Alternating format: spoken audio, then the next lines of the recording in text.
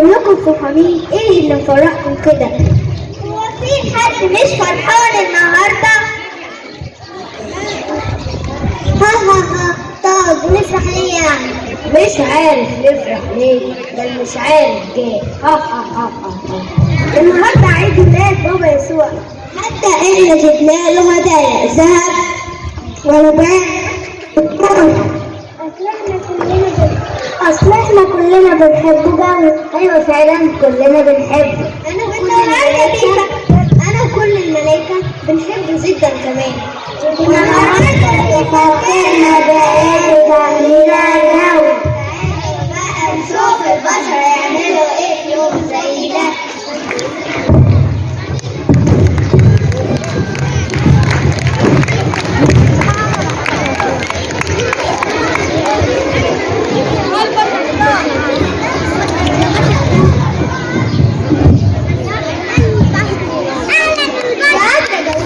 صباح الخير يا جماعة. صباح الخير يا فاتية، عاملة ايه؟ الحمد لله نشكر ربنا كويسة. المهم انت عاملين ايه؟ طمنونا عليكم، ايه اخباركم؟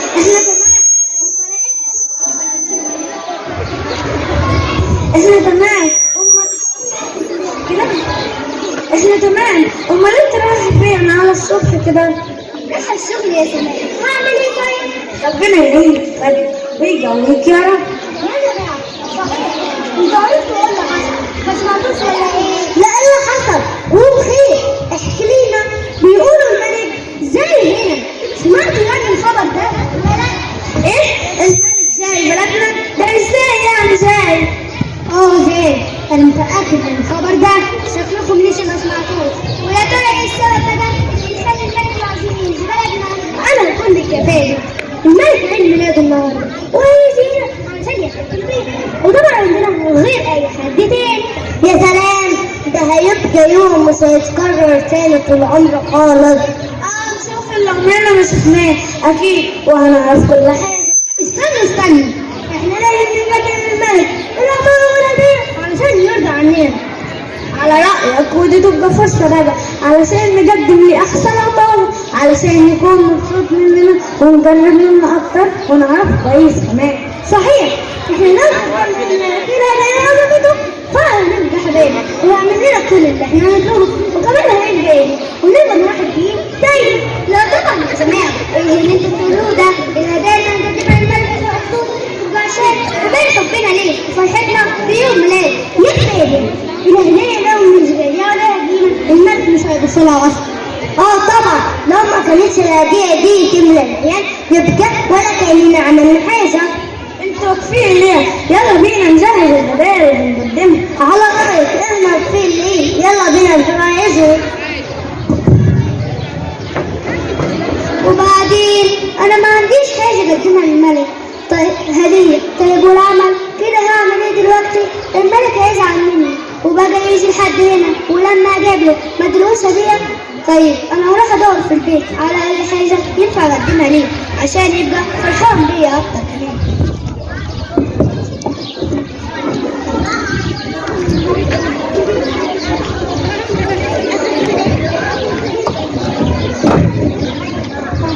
يا جلالة الملك، ازاي بس تنزل وسط الناس بنفسك؟ يا وزيرة انا عاوزة اختلط بالناس واشوف ازاي بيتكلموا عليا. يا جلالة الملك، شعبك بيحبك جدا جدا وانت كده عارف. انا عارف يا وزيرة، بس انا عاوزهم يحبوا بعضهم زي ما بيحبوني. انت عارفة ان المحبة من الفضائل الجميلة والعظيمة، ولازم الكل تبقى عنده المحبة دي.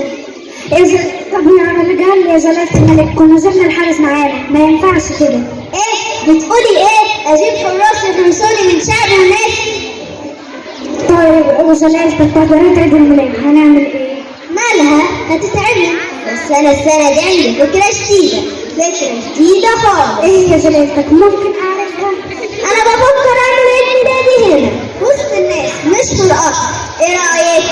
ازاي بقى يا جلالة الملك نسيت القصر ونعمل الاحتفال هنا في الشارع وسط الناس ومش خايف اللي هيحصل ولا ايه؟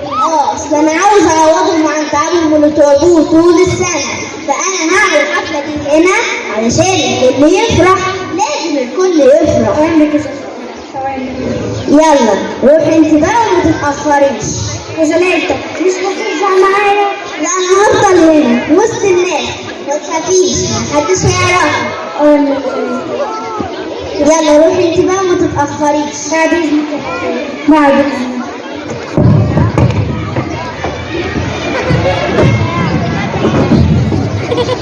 الملك هيعجبها قوي الهدية اللي انا جايبها. لا اكيد انا متأكد. لا الهدية اللي انا جايبها هتخلي الملك يوافق على اي حاجة انا اطلبها. حسب انت وهو بقى.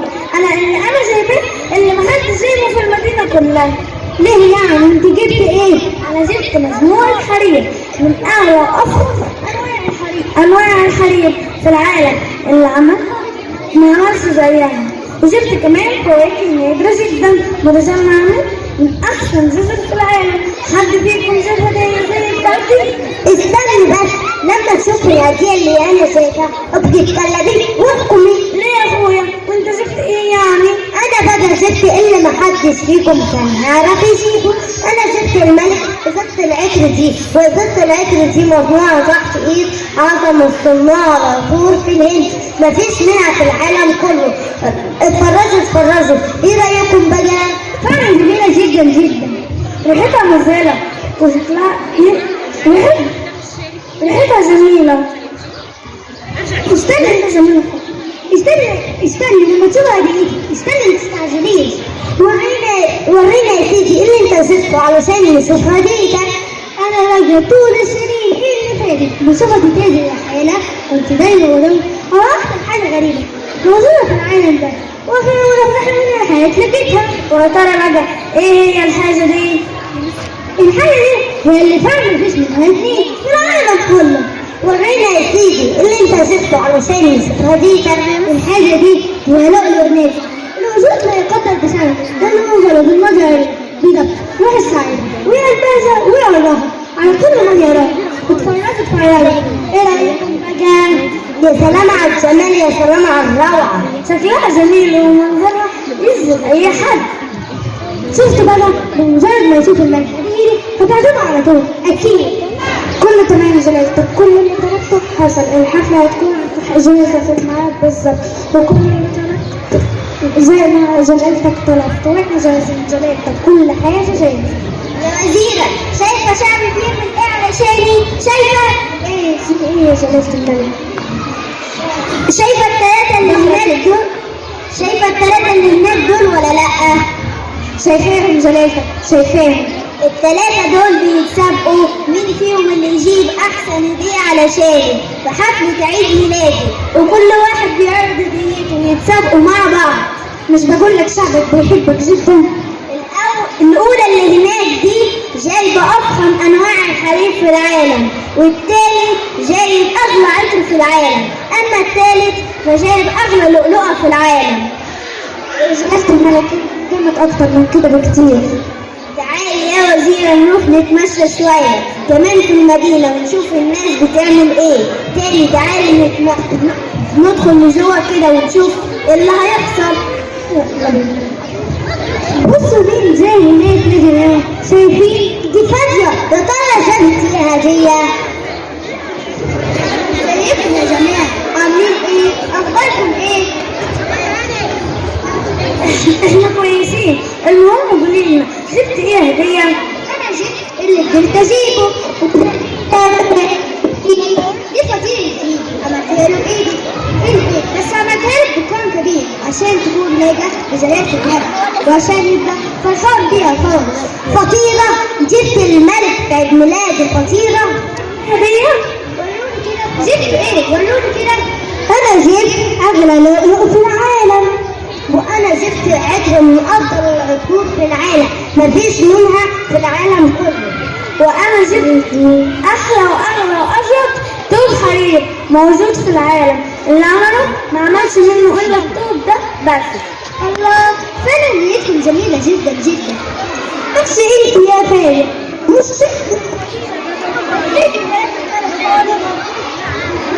يا جماعه الهديه مش بثمنها، الهديه اللي قيمتها عند الملك ولا ايه؟ يا ست انت حرة، لما نروح القصر عند الملك كله هيبان. هي الحفلة عارفه فاضلها قد ايه كده؟ الحفله خلاص هتبدا بعد شويه. يا رب طول لنا في عمر ملكنا وكويسنا على طول، ونيجي نقدم احسن ما عندنا كل عيد ميلاد، وكل سنه نيجي نقدم هدايا حلوه زي كده. لو سمحت انا جعانه وزهقانه، اديني فلوس اشتري. انا جعانه خالص. يا بنتي بص ناقصتيني. انت مش شايف منظري؟ امشي يا بنتي من هنا بدل ما حراس القصر وجنود الملك يجي يضربوها. انتوا ايه؟ ما عندكمش قلب ولا ايه؟ ايه يا جماعه؟ اعملوه ده. يا ست بنعمل لها ايه؟ يعني هو ده وقته؟ احنا مستنيين الملك وحفظة الملك. الملك هنا ما كانش كده ابدا خالص. ربنا يسامحكم، ربنا يسامحكم. ما تعيطيش. انت اسمك ايه؟ اسمي داليا. اسم جميل خالص يا ست. بس خدي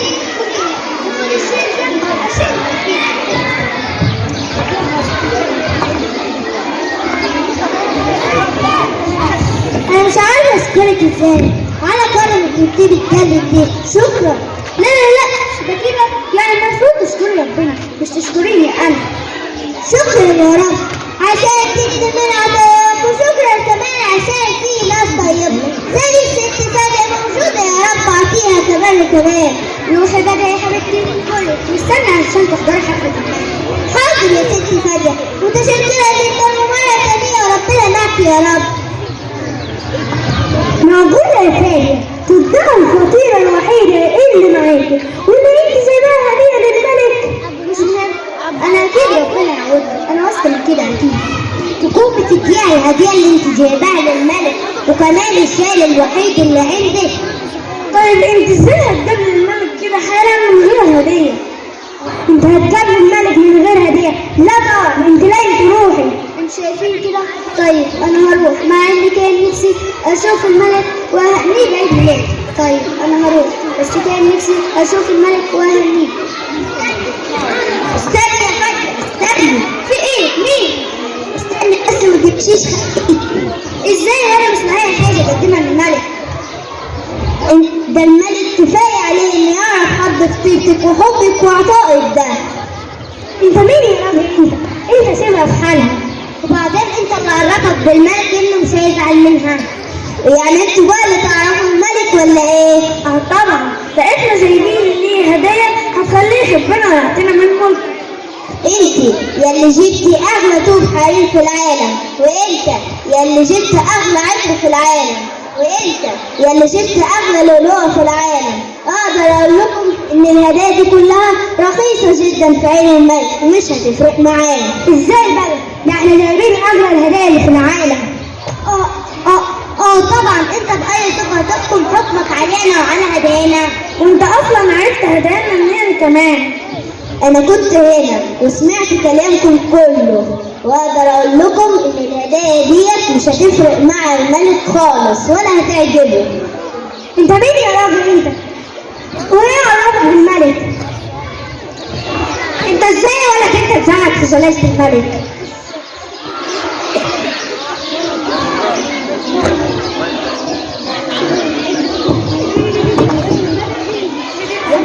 ايه جلالة الملك؟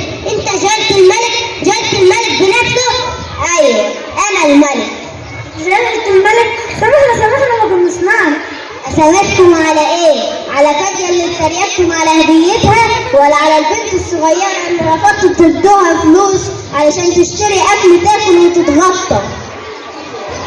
يا جلالة الملك يا ريت تسامحني على اني ما جبتش هدية جلالتك. ازاي يا فادية؟ انت قدمتيلي احسن هدية ممكن تتقدم. لما كان مش معاكي الا الفطيرة عملتيها من اخر حبة دقيق عندك، ولما البنت الصغيرة طلبت اكل تاكل اديتيها الفطيرة، وكمان اديتيها الشال الوحيد عندك. كل ده خلاكي تكوني في نظري احسن من كلهم، لانك قدمتي فعلا الهدية التي لا تقدر باي ثمن. بس يا جلالة الملك والهدايا اللي جبناها، الهدايا دي ما تنفعش تكون الا في العالم لانها هدايا من العالم، لكن الهدية اللي قدمتها فادية كانت مختلفة خالص. اسمعي يا فادية، انت من النهارده مش هتكوني هنا، انت هتبقي معايا في القصر لانك فعلا تستاهلي كده. شكرا ليكي، بس كان طلع عندي زلازل داليا مش كده؟ ما تخافيش عليها، هي كمان هتكون معايا.